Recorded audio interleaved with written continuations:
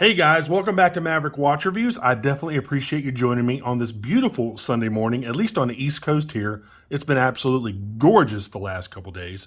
Anyway, today we have the last of my Casio slash Edifice slash ProTrek slash G-Shock sponsored reviews. This is the Edifice, and I'm calling it the Super Lap because it really has to do with timing lap times and multiple lap times, stuff I know absolutely nothing about, but it's a pretty cool watch. It's 100 meters, it's solar, it's Bluetooth, it's Quartz, it's a chronograph. It's a pretty cool watch. I don't really review many Edifice watches because honestly, they just don't really interest me that much. They're more on the dressy side of things, and Edifice has a lot of analog models. They don't have many models with digital displays. In fact, this one is only one of two, at least for Edifice USA, that I could find that had a digital display. And the funny thing about this one is that the digital display reminds me, and it's probably the same module as that last G-Shock Mudmaster that I reviewed, I guess, about a week or so ago. I guess it was about a week ago. It's probably the same module. They just flipped it. It's even the same color, kind of like that orange. But anyway, again, I don't really, review too many Edifice watches because, again, they just don't interest me, that much. But Edifice USA was kind enough to send me this watch, so I definitely want to take a look at it. And this is model number ECB800DB-1A. And this is the third and final watch from that sponsored series by Casio. So let's check this thing out.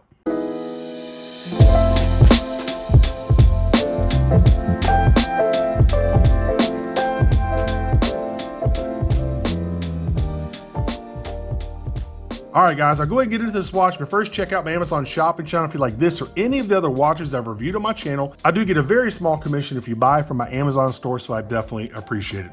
So this is a typical Edifice watch box, outer watch box anyway. Now you get a ton of information here. You get the module, you get the manual right there. Let me see, what is this? I don't know, some sort of warning. Here's your warranty card right there.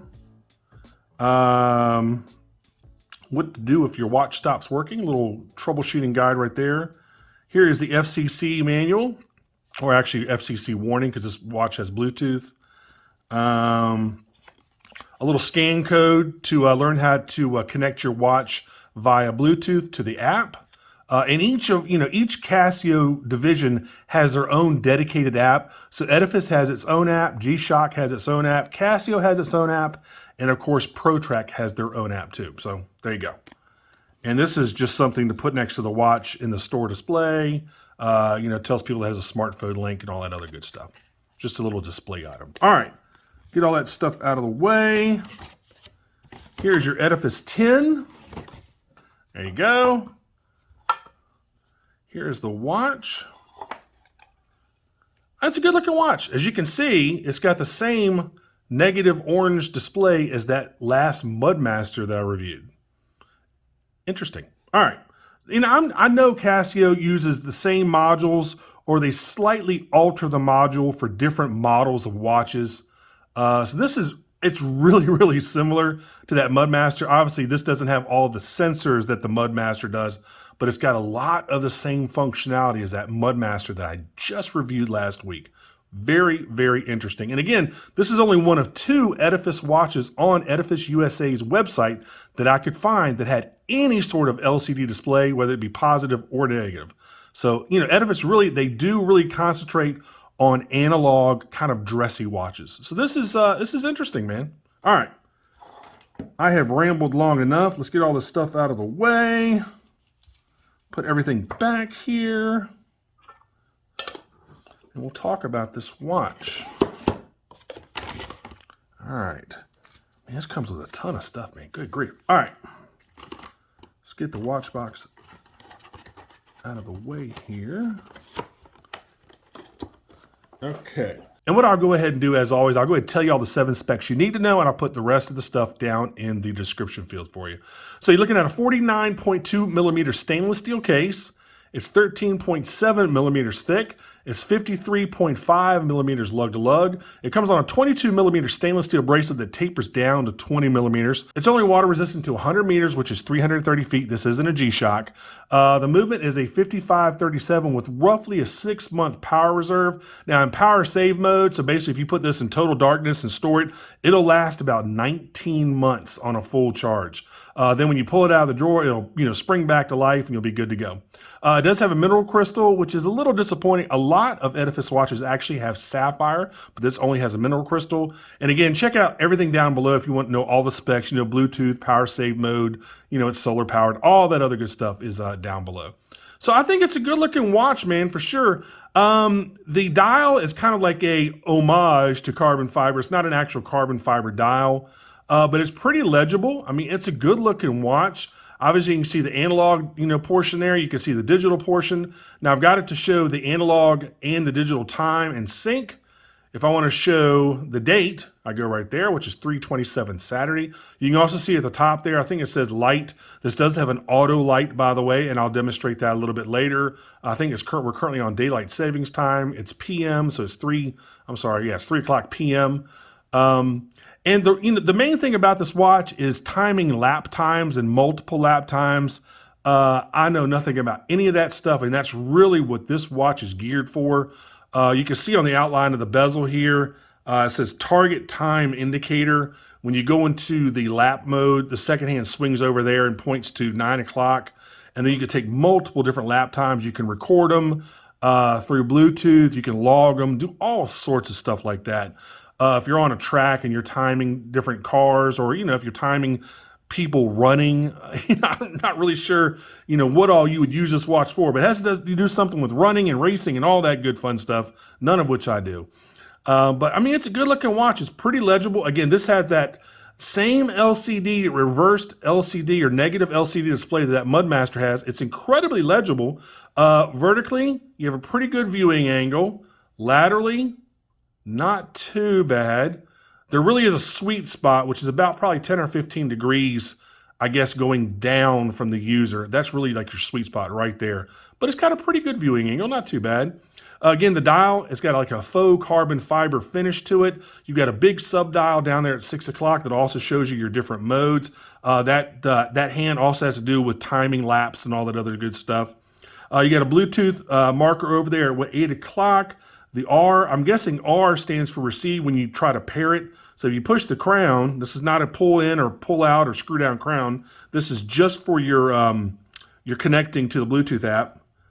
See, right now it says time set. So right now it's trying to connect to the Bluetooth app. I don't have my Bluetooth on, so it'll error out here in just a second.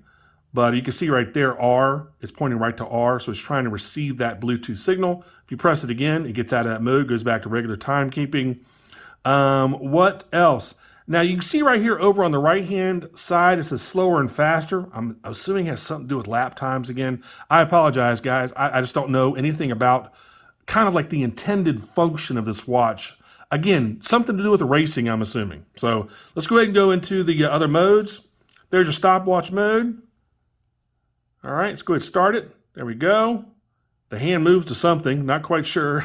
And then you stop it. You reset it. I'm sorry, reset's over here. Reset it. Reset. All right. And this also stores the last 2 lap times if I can find it. And I can't delete those for some reason. So it's going to show them right here. The second hand is going to go to these different sections where it says lower and faster, or slower and faster. So there's 1, there's 2. And if you want to see the time, click over here.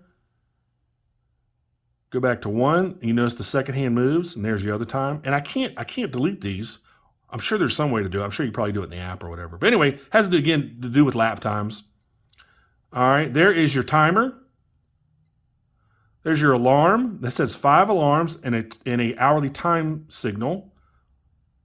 All right, signal is on. All the other alarms are off.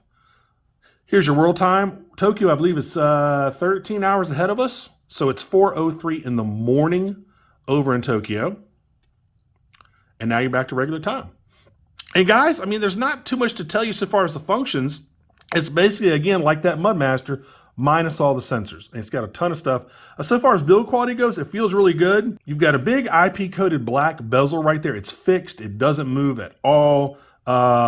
Tons of polished areas all over the watch. It looks like Edifice is branded on this lower pusher right here, which is interesting. So the lower pusher is branded. The middle, where the crown would normally be, is signed with the Bluetooth logo, and then the upper pusher doesn't have anything on it. So interesting, man. Good looking watch. Again, just tons and tons of polishing everywhere you look. You got some brushing on the top lugs. The bracelet is really highly polished. End links are polished. The sides of the links are polished. The top is polished. Here's your buckle. You got your stamped metal scissor clasp right there. Kind of what I would expect. Nice case back. Tells you all the stuff you need to know about the watch right there. You even still have your factory hologram sticker right there. I don't know if y'all can see that, but there you go. I mean, it's, you know, it is what it is. I mean, it's just a, you know, a really nice, simple, basic Edifice bracelet, solid links. I mean, you know, the watch doesn't move me. It doesn't make me go, God, I have got to have that watch. Because honestly, it's just not, you know, something that I do a lot of, lap times and racing and whatever. I just don't time anything. I have no need to time anything, but that's what this watch is really meant for. So whoever is out there that's, you know, timing laps on a racetrack or, you know, running laps or whatever, man, this might be the watch for you. You're definitely going to like it. Definitely going to like it. So, guys, that's really honestly been about it for this one. There's not too much to tell you about this thing. I'll make sure to put a link in the description field so you can head on over to Amazon and pick one up. They're right around $200 right now. And again, I'll put that link in the description field for you. Let me go ahead and try this thing on real quick.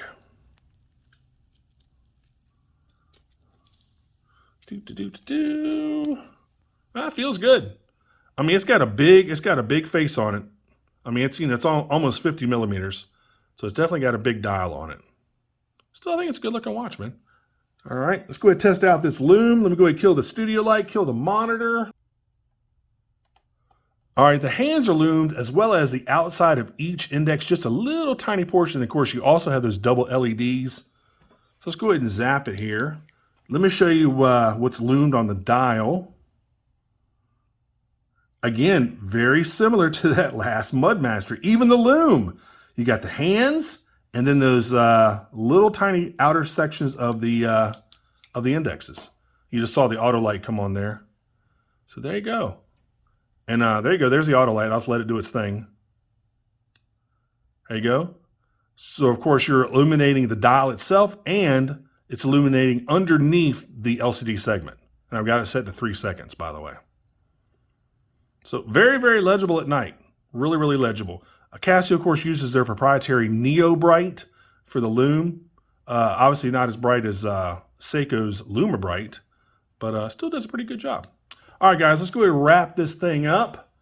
Interesting watch. Maybe not my personal cup of tea, but very well made. Will last you forever. You know, good looking watch.